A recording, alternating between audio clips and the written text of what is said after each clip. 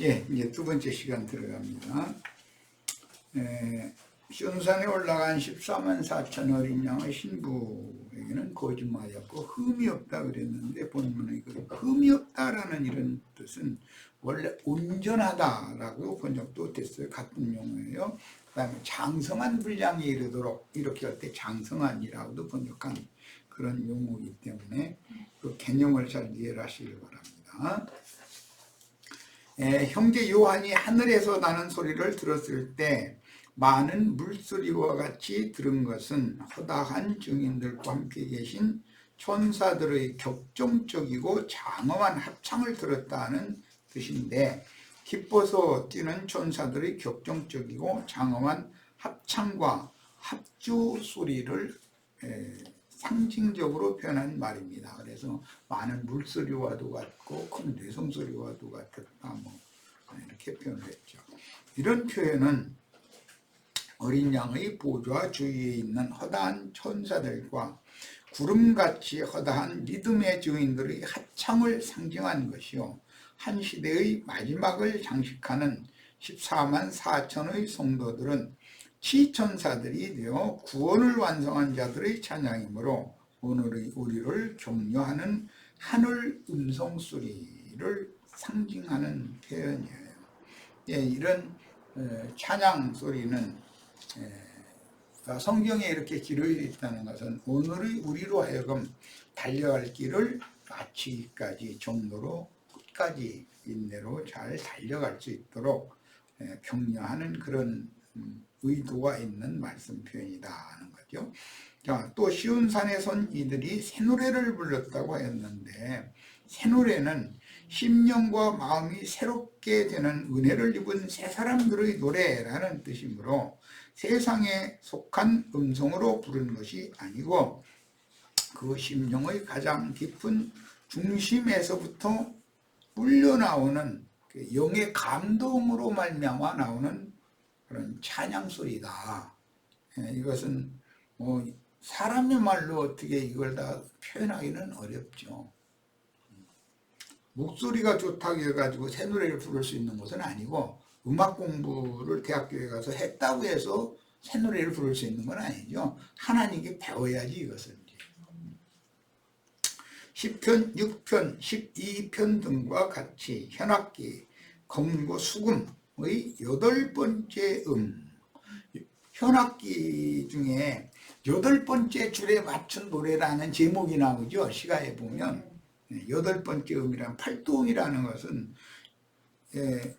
기본 음은 1도에서 7도까지 돼 있잖아요. 도레미파솔라시 도 이렇게 하면 7도음이잖아요. 그런데 그 이후의 음은 8도음이라고 그런단 말이에요. 이게 이제 시편 6편의 제목이나 12편의 제목에 나오는 용어인데, 이것은 현악기, 검은고 수금의 8번째 줄 또는 8번째 음이라고 번역되는, 영적 의미는 부활 생명, 온전케 된 의인의 영들이 내는 그 심령의 중심에서부터 울려나오는 소리라는 뜻이기 때문에, 이건 하나님의 손으로 이 찬양은 배운 자가 아니면 아무나 부를 수 있는 게 아니다, 이렇게 됐어요. 자, 시편 144편 9절 인용구를 읽겠습니다. 하나님이여, 내가 주께 새 노래로 노래하며, 이 새 노래라는 건 신령한 노래라는 뜻인데, 이것은 영적인 시가다, 이게 영적인 시가. 그럼 그 영적인 시가라는 것은 아무나 이렇게 소리를 낼 수 있는 게 아니고 하나님께 친히 배워야 되는 거라는 거예요. 이것은 뭐 혈육 안에 있는 사람에게 이런 새 노래를 가르치는 과정이 교회 생활인 것이죠. 새 노래로 노래하며 10줄 지파로 주를 찬양하리로다. 149편 1절에 할렐루야, 새 노래로 여호와께 노래하며, 새 노래는 영에 속한 노래를 말하는 거예요. 영에 속한 노래라는 것은 시가라는 말이에요. 시가, 시적인 노래. 성도의 모임 가운데에서 찬양할지어다.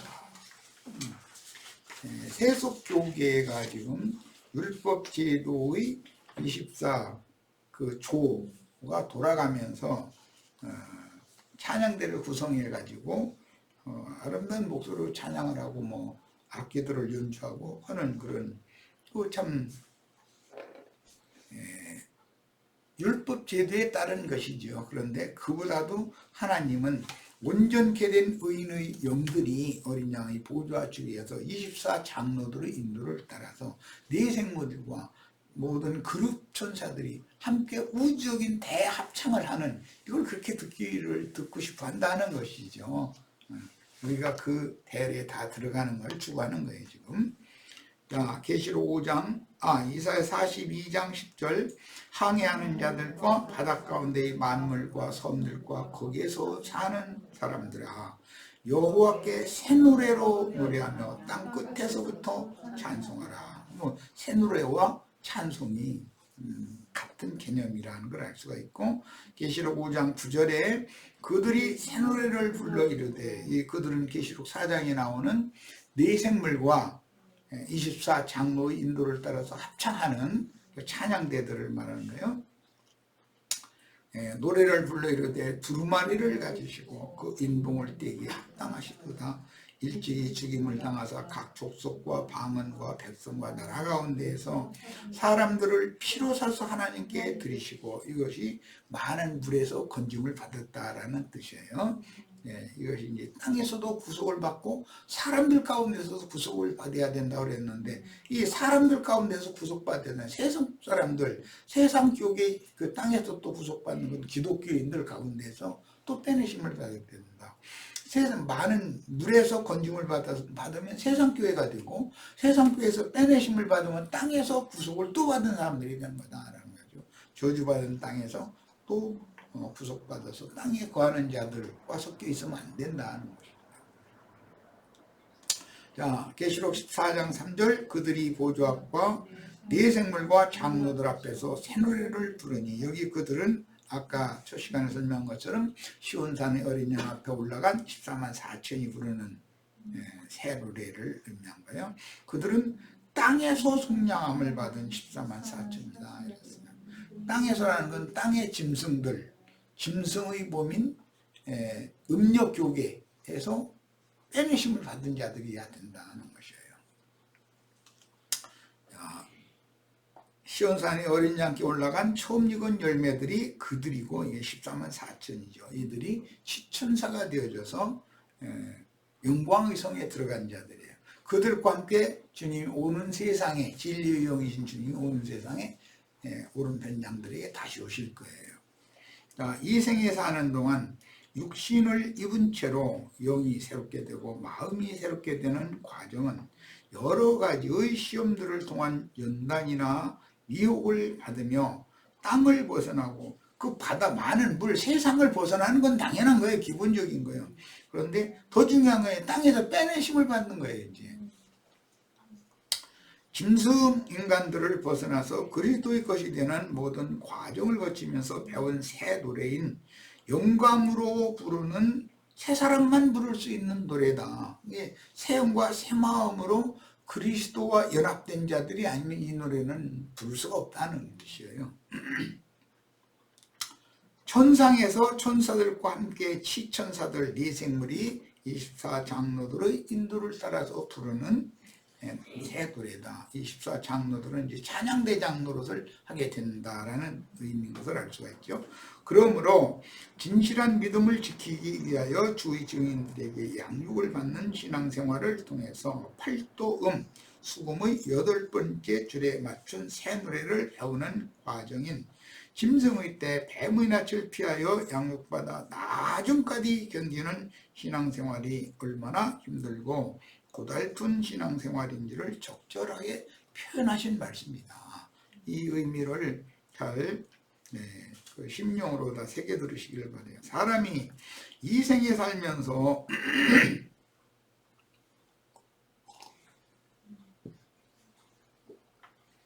바닷물을 발밑에 두고 쭈벅쭈벅 걸어서 이렇게 안전한 배까지 와야 온다라는 거, 이게 세상 교계에서 떠나서 거슬리는 역풍을 가슴으로 다 감당해가면서 바다 위로 걸어가지고 그 방주로 와야 된다는 거잖아요. 그 방주가 안전한 항구로 인도를 할 거니까, 즉 거룩한 성으로 방주에 타야만 인도를 받기 때문에 이제 이게 이제 문제죠. 그러니까 거룩한 성 예루살렘에 들어가는 것은 신부 교회, 장자들의 교회에서나 안전하게 영광의 성으로 인도를 받을 수 있다는 거예요. 그런데 그 신부 교회까지 나오는 것이 이게 문제. 이제 밤바다를 발밑에 두고 걸어 세상을 초월해서 방주로 와야 되는 일이니까, 이것은 배우지 않으면 밤바다를 어떻게 걸어서 방주를 어디가 있는지 알아서 찾아서 가겠어요. 이게 쉬운 문제가 아니죠.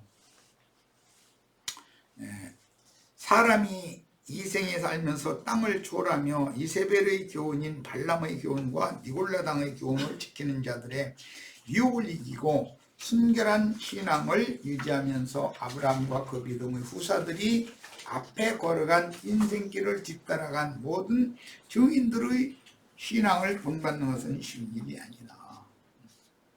바다를 발밑에 두고 많은 물 위에서 건짐을 받는 것도 쉬운 일이 아닌데, 방주가 파도와 물결에 의해서 깨져버리는 방주를 타면 소용이 없지 않냐 이거예요.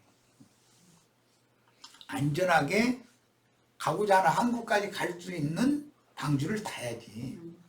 이것은 노아의 때 또는 사도행전에서 바울 사도가 멜리데 섬에까지 도착되기 위하여 원래 로마로 가는 과정에 이제 그런 일이 있었죠. 요나가 또 하나님의 명을 거스르고 멀리 다시스까지 도망가려고 했다가 대접해가지고 그런 과정을 거쳐야 되니까 이걸 어떻게 한두 마디로 다 설명하겠냔 말이야. 사람 가운데서 구속받고 땅에서도 구속받고 이 두 번 구속받는 이야기를 한마디로 설명하는 건 쉽지 않죠. 그 과정에서 새노래는 하나님이 가르쳐주는 것이라고 했으니까, 배운 자가 아니면 부를 수 없다고 그랬으니까. 예수님과 사도들과 증인들의 신앙을 따라가는 것을 배우는 신앙생활을 추구한다는 것은 자기 자신을 부정하는 것을 기초로 하나님께서 각자에게 억지로 짊어져 주신 각자의 십자가가 있죠. 예수님은 예수님의 십자가를 지고 앞에 갔어요. 그런데 우리 각 사람에게 또 십자가가 있어요. 이것은 이제 남은 고난이다. 그래서 예수님이 고난을 몸소 지고 갔어요. 그런데 그것이 끝이 아니, 기독교계는 예수님이 모든 고난 다 짊어졌으니까 우리는 축복받아서 잘 먹고 잘 살다가 죽으면 전당 가고 이렇게 가르치는 그게 아니고, 남은 고난이 다 있다는 거예요. 남은 고난이 각자에게 믿은 날 이후에 그건 하나님 앞에 배워야 되는 그런 자기 십자가가 다 있는 거죠. 그래서 그거는 많은 고난 가운데 순종을 배우며 익힌 구원의 기쁨과 감사의 노래이니 깊은 맛이 우러나는 영감의 노래가 새노래다. 이것은 아무나 부를 수 있는 게 아니다 그랬어요.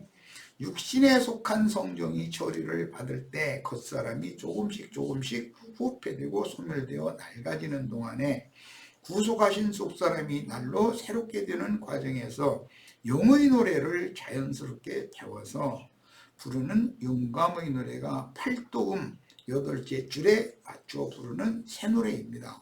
그러므로 하나님의 저주인 육신의 장막을 벗어나도록 혼생명을 부인하며 영의 능력으로 속세에 대한 미련들과 죽음을 이기는 훈련이 얼마나 힘들고 고달픈 것인지를 아는 그리스도의 사람들이나 부를 수 있는 노래다.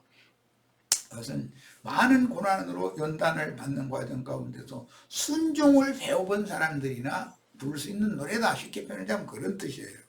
만약에 주님의 영광에 동참할 약속의 말씀을 굳세게 붙잡는 믿음과 내세에 대한 소망이 약했다면 짐승의 우상에게 절하고 짐승의 표시를 이마와 오른손에 받아서 잠시라도 이 생에 좀 더 살아남아서 육신으로 부귀영화를 누리기를 바라는 육체의 욕심과 그 영의 원하심 사이에 엄청난 갈등을 반복해서 경험을 안 할 수가 없다. 이것은 사람은 두 생명을 살다 보니까 육체의 소욕과 성령의 소욕 사이에서 심각한 갈등을 당연히 다 경험을 하면서 순종을 배워가는 것이다 라는 말이에요. 그러니까 하루아침에 뭐 단번에 구원파식으로 뭐 그냥 뭐 구원이 다 되고 이런 일이 절대로 없는 거죠.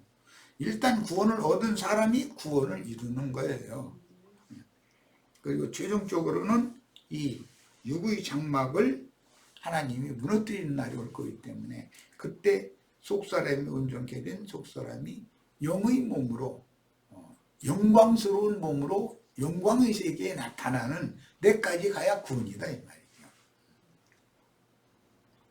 악한 날에 영혼을 능히 지켜주고 믿음을 지켜 달려갈 길을 완주할 수 있도록 굳세게 해주는 힘은 오직 진리의 말씀으로 역사하시는 그리스도의 영 진리의 말씀뿐이니 앞서 하늘의 시온산에 올라간 주님의 뒤를 쫓는 신앙생활은 병과 그 사자들의 미혹을 이기는 시험을 필수적으로 거쳐야 합니다.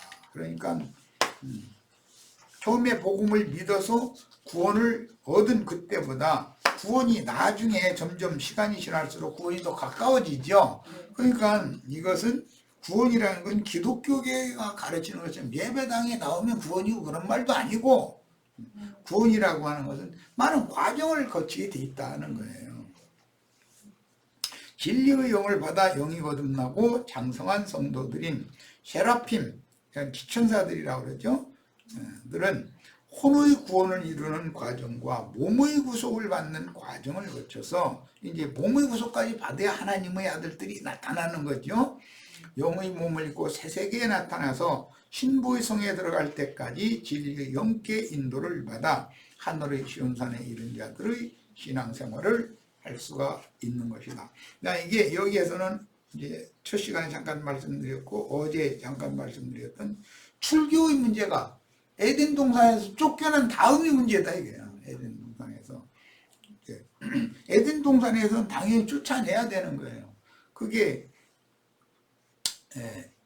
그 문둥병 환자들과 유출병 환자들과 모든 시체를 만지거나 무덤을 만지거나 사망을 접촉한 자들 다 진 밖에 쫓겨나는 거잖아요. 그런데 그들이 오히려 구원을 받는데 때가 되면 주님이 그들을 찾아오신다 이거예요. 때가 되면. 그래서 배단이라는 곳에 주님이 찾아오셨던 것이란 말이에요. 이런 것에 대해서 이해가 꼭 있으셔야 돼요. 이것은 이제 바벨론의 포로로 사로잡아 갈 때 그 땅에 빈천한 자들을 남은 자로 딱 남겨놔뒀어요. 그들이 기치를 꽂아두고 바벨론에서 빼내심을 받을 자들이 이곳으로 다시 돌아와야 된다. 여러분은 이것을 외쳐야 돼. 이게 이제 남은 자들이 해야 될 사명이에요. 그런데 쫓겨난 자들이 돌아오려면은 길이 이렇게 굴곡지고 막 후미지고 이렇게 해서 강도떼들이 출몰하고 그런 길로는 올 수가 없잖아요. 그러니까 새롭고 산 길, 시온의 대로를 우리들이 다 고속도로를 새로 닦아서 놔야 된다 이거예요. 그러면 다 막 100km 막 속도로 그냥 달려올 수 있는 거죠. 그것을 우리가 지금 준비를 하는 거예요. 이게 우리 사명입니다. 은혜의 시대를 종결하여 이방인의 충만한 수를 채우므로 이방인의 때를 마치는 마지막 한 일의 후반부인 1260일 42달 3년 반 동안 여자의 뒤에서 물을 강같이 토하여 세상으로 홀로 떠내려가게 하려는 뱀의 낯을 피하여 양육받는 신앙생활을 실행한 거룩한 무리 정결한 처녀교회의 신부교회의 무리를 위해서 저희 주께서 예비한 곳이 있다는 거예요. 그곳에서 뱀의 낯을 피하여 양육을 받아야만 신부성회까지 인도를 받아갈 수가 있다. 자, 그들은 저희 주께서 준비하신 곳에서 양육을 받되 진리의 주님만 끝까지 따르며 나중까지 견뎠으므로 끝까지 따라야 되는 것이죠. 진리를. 또 진리를 지켜야 되는 거고, 믿음의 결국인 혼의 구원을 이루어 영의 몸으로 어린 양이 기다리시는 시온산에 올라갈 수가 있었던 것입니다. 세속교계의 모든 미혹하는 것들, 곧 모든 넘어지게 하는 것들과 불법을 행하는 것들, 이런 모든 미혹을 이기고 승천하신 어린 양이 서서 기다리시는 하늘의 시온산에 오르기 위해서는, 하늘의 시온산이라는 게 하나님의 보좌가 그곳에 있는 곳이다. 즉 성소와 지성소가 그곳에 있는 것이다. 이제 이런 뜻이죠. 당연히 그 영과 신부가 오라 하시는 곳에 가서 인내로 양육받는 신앙생활로 일생을 마감해야 합니다. 세상 교회에서 많은 물에 앉은 큰 음료, 짐승을 타고 앉은 음료교회에서 일생을 마쳐가지고는 신부성에 절대로 들어갈 수 없다. 사람들은 그냥 자기네들 이 땅에서 잘 먹고 잘 살다가 죽으면 다 죽는데 천당이라는 데로 간다 그러는데, 천당이 어디요? 그러면 어떤 사람들은 거룩한 성 예루살렘까지 말하는 사람들이 있어요. 그런데 거기를 예배당에서 가는 일은 없다. 예배당에 하나님의 백성들이 섞여 있기 때문에 내 백성들은 거기서 나오라 해가지고 그들을 신부교회로, 성령과 신부가 말씀하시는 그곳으로 데려가서 거기에서 뱀의 낯을 피하여 양육을 해가지고 신부성의 영광의 성에 데리고 가는 이야기다라는 거예요. 지금. 그러므로 본문에서 여자들, 큰 음료와 작은 음료, 큰 성 바벨론의 금잔에 가득한 독주로 말미암아 더럽히지 않았다는 뜻은 아담의 배필로 지어주신 여자가 뱀의 미혹을 받고 남편에게도 금능의 와시를 따먹게 한 말씀에서 비롯되었는데, 여자의 잔을 마시면은 혼치게 하는 잔이라고 그러죠. 그걸 마시면은 짐승의 이름이라 짐승의 이름의 표시를 이마에나 오른손에 받게 돼 있다는 거예요. 그걸 마시는 것이 곧 받는 거죠. 뭐 실제로는. 훗날 아합 왕의 아내인 시돈왕 바알 제사장의 딸 이세벨이 바알의 선지자들과 아세라의 선지자들을 양성하여 포교함으로 온 나라가 신앙적으로 타락하였고, 그녀의 딸 아달랴가 남왕국의 여호람과 혼인하여 남왕국까지도 타락시켰습니다. 이에 근거하여 계시록 20장 20절에는 하나님의 종들이 자칭 선지자라 하는 여자 이세벨을 용납하여 그녀의 악한 교훈들인 발람의 교훈과 니골라당의 교훈을 수용함으로, 수용하다 받아들인다 이 말이에요. 행음하며 우상의 제물을 먹게 하였다고 책망하셨습니다. 그러므로 본문에서 여자들로 말미암아 더럽히지 않았다는 말씀은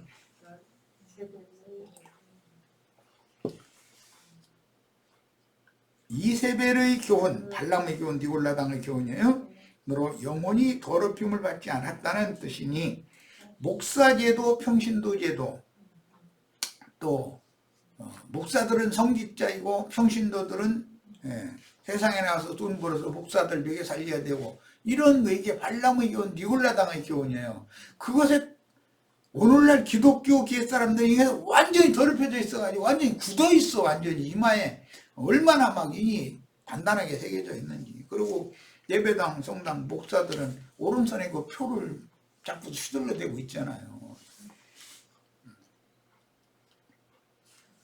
그 짐승의 우상에게 절대로 절하지 않는 사람이 된다는 거, 이게 쉬운 문제가 아니라 신앙세계에서는.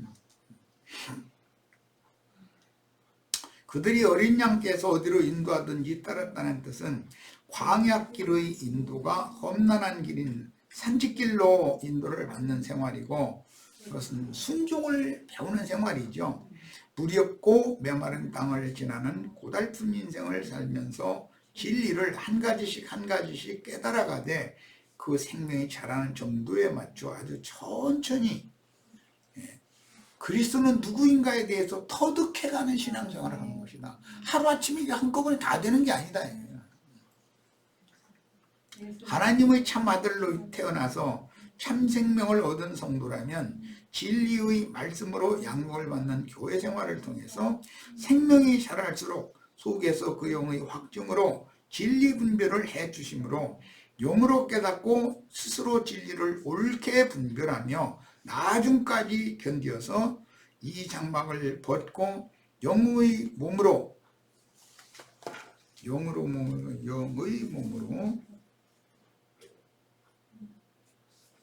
영광 중에 나타나 신부의 성으로 추수가 된 자들, 이들이 어린 양에 서 계신 시온산에 올라간 14만 4천입니다.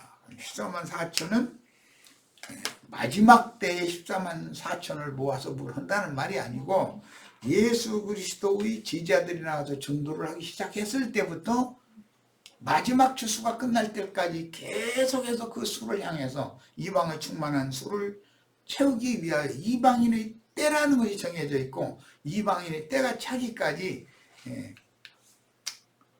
주님의 예언에 따라서 예루살렘 성은 이방인에게 짓밟히게 되어 있는 거다. 이건 이미 예언된 사실대로 되는 거다 이 말이에요.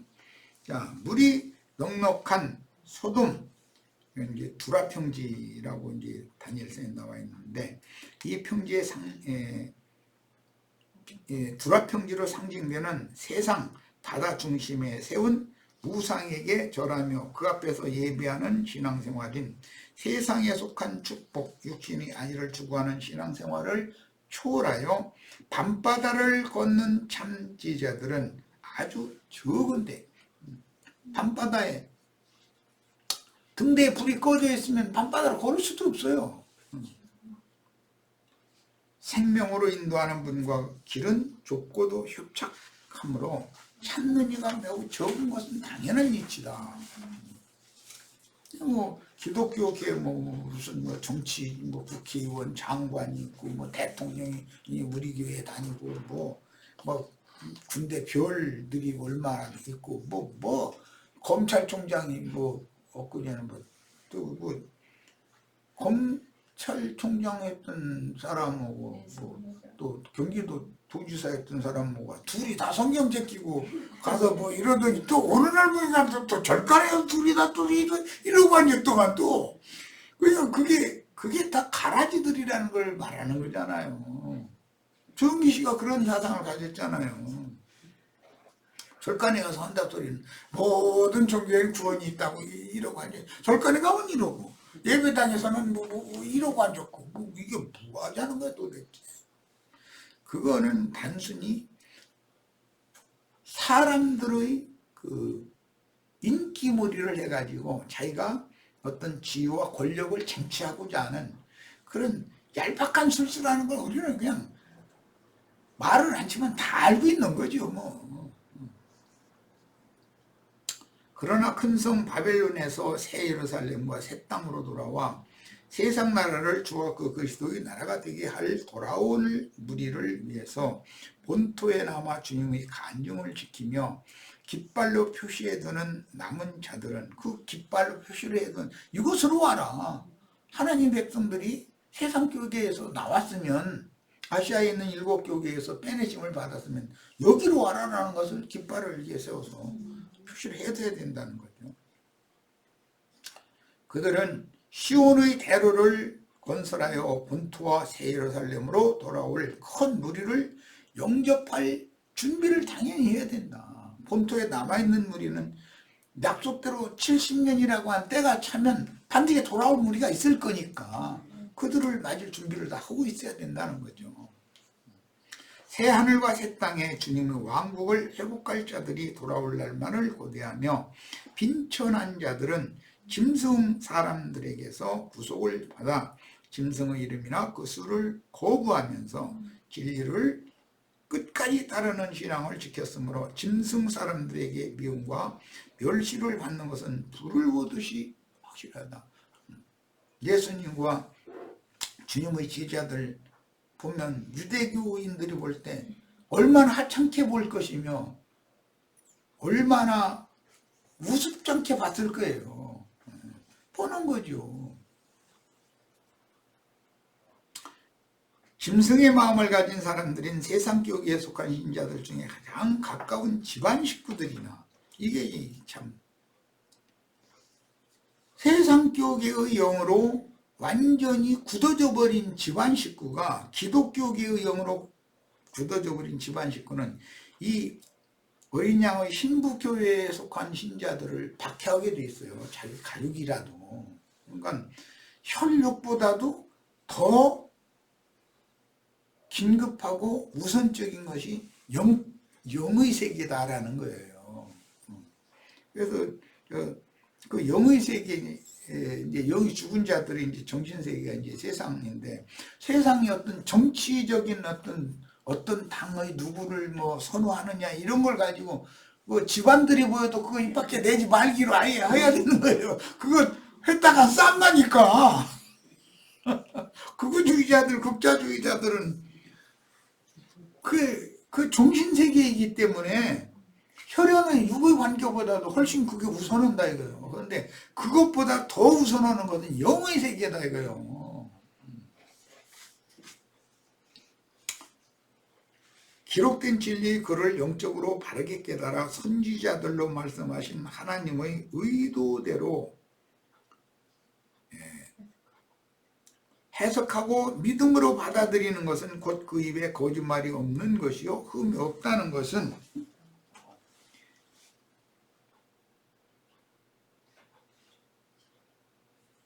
장성한 새 사람으로서 성품과 인격의 온전함을 이루는 문제다. 여기 흠이 없는 자들이다 이렇게 표현을 했는데, 이것은 장성한 자들 또는 온전함을 이룬 자들이라고 번역을 할 때 사용된 같은 단어다라는 거 말씀을 이미 드렸지만 이걸 잘 이해를 하셔야 돼요. 흠없다라고 표현을 할 때는 인간 세상에서 뭐 흠결 없는 사람이 있을 수가 있어요, 없어요?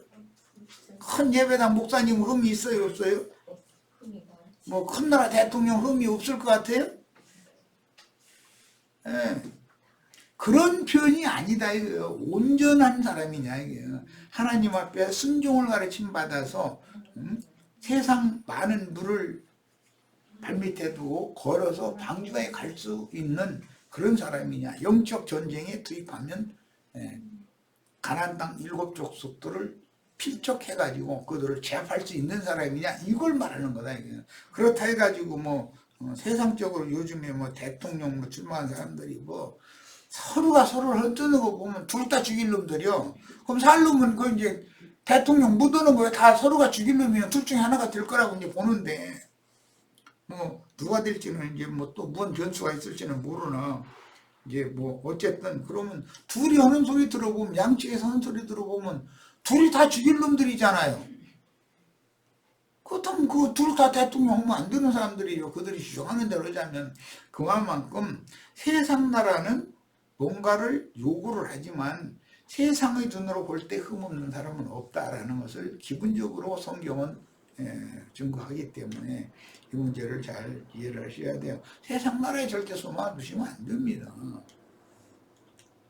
진리와 생명의 성령을 힘입어 인간적인 많은 약점들을 소멸하고 진리의 생명으로 온전함을 이루어 주님과 주님의 왕국을 위하여 육신적인 생명을 바치는 것도 아끼지 않는 품성과 인격으로 조성되어 그리스도의 분량에 이르는 넓고 깊은 생각과 무게 있는 성품의 인격을 갖췄다는 뜻이 흠이 없는 자다라고 말하는 거예요. 그러나 사람의 혈과 육은 연약하기 때문에 흠이 하나도 없는 사람은 예수님밖에는 없어요.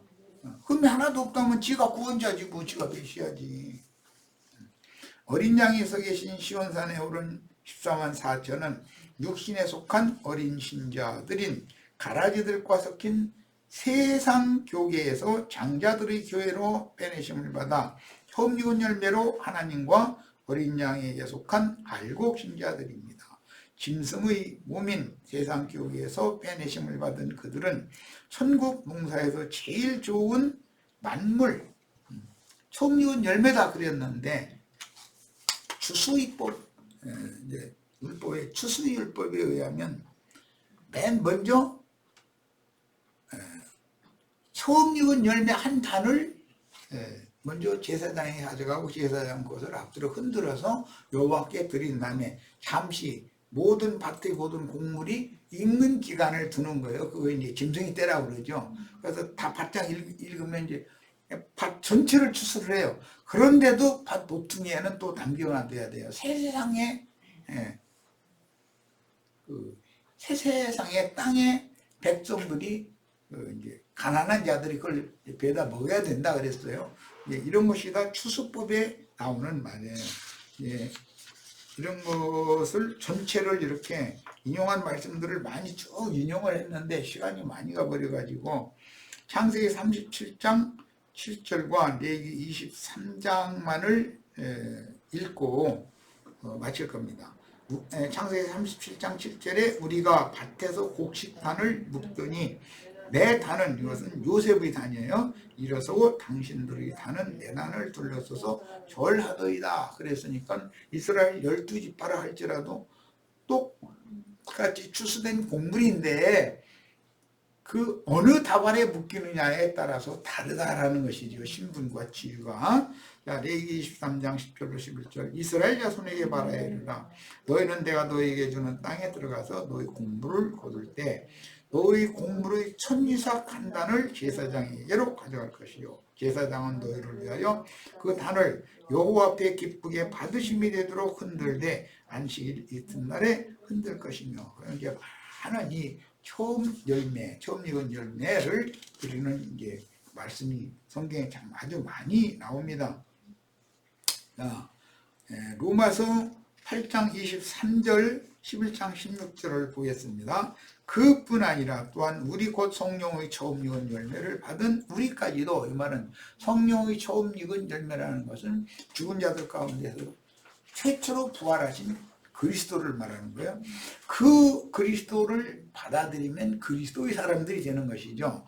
그리스도의 사람들로서 흠이 없는 사람들이 된다는 것은 많은 순종을 가르침받는 기간 동안에 장성한 자가 되는 거예요. 그런 사람들이 처음 익은 열매의 한 단으로 예시가 된다는 걸 지금 쭉 설명했어요. 11장 16절 제사하는 처음 익은 곡식가루가 거룩한 즉 떡동이도 그러하고 뿌리가 거룩한 즉 가지도 그러하니라 그랬어요. 여기 처음 익은 곡식가루는 예수 그리스도의 인성을 말한 거예요. 자, 인용한 말씀과 같이 성경은 약속의 땅에 농사에 얻은 처음 익은 열매를 먼저 성별하여 하나님께 드리고, 처음 익은 열매는 사람의 눈으로 볼 때 좋고 나쁜 것을 구별하여 선별할 수가 없고, 아주 바친다는 게 이제 완전히 바친다. 이것을 레위기 27장에 나오는 말인데 헤렘, 하람이라고 하는 이 온전히 아주 이 단어가 겹친 것은 강조한다는 뜻이에요. 이 헤렘 율법의 성취이므로 절대로 다른 것으로는 교개하거나 바꿀 수가 없어요.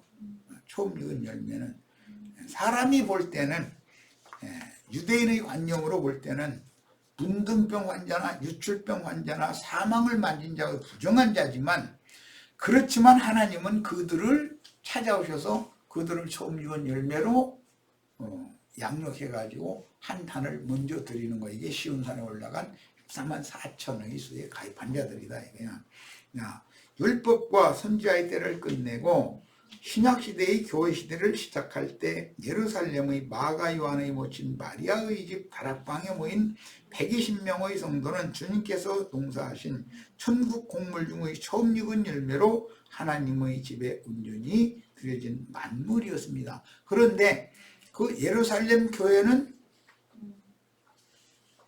유야무야 없어지죠. 없어지고 베다니, 감람산의 베다니에 모인 무리를 통해서, 즉 안디옥 교회에서 이제 이방인의 전도를 하기 시작해서 유대인들에게 출애당한 자들, 그건 예루살렘 성 밖에 있는 베다니, 감람산 기슭의 베다니 집에 모인 성도들이에요. 그들이 14만 4천을 채우는 마지막 단이다 이거예요. 2000년 동안 계속 그 수를 채워왔어요. 그런데 추수는 씨를 뿌리고 가꾸고 거두어들이고 하는 건 반복됐어요. 반복됐는데 14만 4천의 수를 차기까지 반복됐는데 오늘 이 세대가 혹시 마지막 수기일 수 있는 것이죠. 14만 4천의 수를 채우려면 하나님 말씀과 저희 가진 증거를 인하여 목배임을 받은 자들의 수가 차야 되는 것이고 이방인의 때가 또 차야 되는 거예요. 자, 여기까지 해서 계시록 14장 2절로 5절에 나오는 이 말씀을 상고했습니다. 마칩니다.